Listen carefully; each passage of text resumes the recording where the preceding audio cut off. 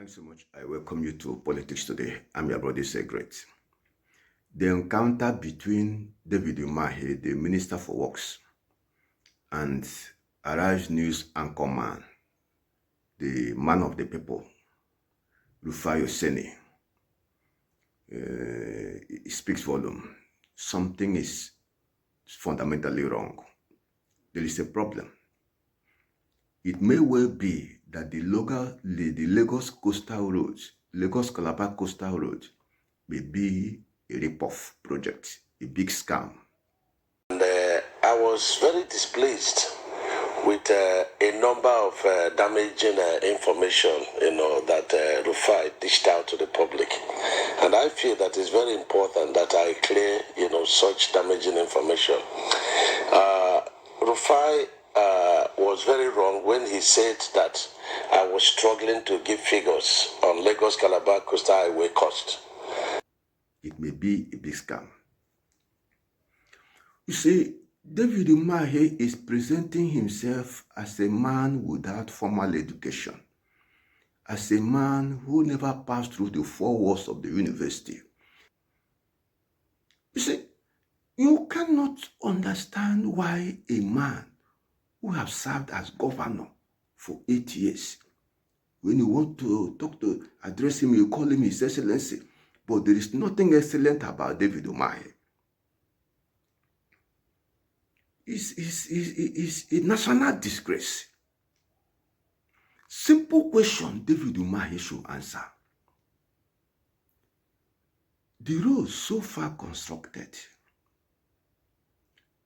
what is the cost per kilometer? A man at that level is telling you it's not possible for you to know the cost per kilometer. The cost per kilometer may vary from 1 kilometer to the other. What nonsense are you talking about? Before ever you award a contract, whether 70 kilometers, whether 100 kilometers to any contractor, the contractor will know what it will take to execute that project. It is not something you ask the contractor to go and start. As you progress, we will know how much it will cost you. It is not done. The cost is known. So if you award a contract from Calabar end, or from Edo end, or from Lagos end, you know the length of the project, whether 20 kilometers or 50 kilometers, you know the cost of the contract. If you award a contract of 50 kilometers for a contractor to start from the Calabar end of this Lagos-Calabar coastal project, if the contractor says, I need 4 trillion naira to execute 50 kilometers, how do you know the cost per kilometer? You use 50 kilometers to divide 4 trillion. That's just it. You know the cost per kilometer. You tell us this one has not been done. We are talking about that contract awarded to the contractor at what cost per kilometer. Let me speak. You see, if you can just keep quiet and be calm and just allow me speak, I'll be happy. All right? So my question still persists as regards the cost per kilometer. You cannot tell me that we don't have a right to know the cost per kilometer. Even if it's an undulating landscape, give us all the facts and the details of the cost per kilometer. That's all we'll ask for. Other questions as regards the loans taken. Let me finish. Listen to me. Minister, you will not allow me to speak. The minister will not allow me to speak. No. Don't do that with me. Minister will not allow me to speak. That Nosisika. No, so tell me the cost per kilometer. There's nothing too hard for you to tell me that figure. You've not still told me that figure, so I was right on that point. The second point... Because you don't understand anything. The second point I'm trying to make is... You don't understand anything. I'm a professor in this field. Okay. You don't understand anything. What university gave you professorship in this field? You cannot ask me to tell you a cost. What university gave you professorship in engineering? I didn't know you were Professor Umahi, Minister. I didn't know. So... Please, you've not been able to, you've never been professor in practice. In practice. I'm professor in practice. Okay. I understand engineering very well. So secondly, and you have no knowledge of what you ask. If you will let me, you have no knowledge. If you will let me ask. So you keep quiet. Okay. And then stop. Okay. You know, Minister, it's all right. Keep dignifying yourself and let the world see you for who you are. Now come to think about it. You said you completed 30 kilometers from the Lagos end. 30 kilometers. Our idol president, Bola Ahmed Tinubu, who does not have work to do, because if you have work to do, a contractor constructing 750 kilometers Lagos Calabar Coastal Road, we are now told is 850 kilometers. And that contractor had just gone, they have been able to execute only 30 kilometers. Then you leave Lagos. All the governors, all the who is who will be in Lagos to commission only 30 kilometers. And come to think about it, you will discover the extent of work done is not even up to 30 kilometers. But thank God, the contractor had delivered, as Umahi wants us to believe, 30 kilometers. Then the question arises, at what cost per kilometer? Umahi will tell you it is not possible for you to know the cost per kilometer. What madness is that? Even when that contract was awarded, the cost per kilometer is known.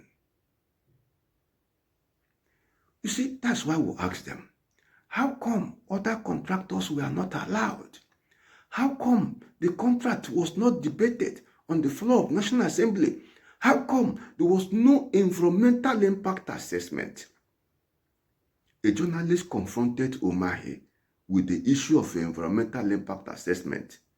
The man who has something to hide started claiming he does not understand that the English, the way the lady is speaking. He does not understand it. This and that. The woman have to let Umahi know, I'm presenting simple English. In clear terms, there is no way you will not understand it. Do you have environmental impact assessment? It's a constitutional provision. At the end of the day, Umahi claimed there was environmental impact assessment. But come to think about it, there was no such environmental impact assessment. Consequently, they have to change route when they discovered that, look, if we continue on this particular route, a lot will be destroyed. If there was environmental impact assessment, they would not have followed that particular route.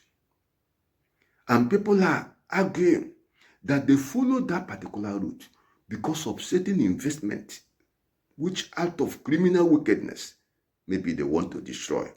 Because you cannot be executing a project of over 15 trillion naira without environmental impact assessment, only to you to start.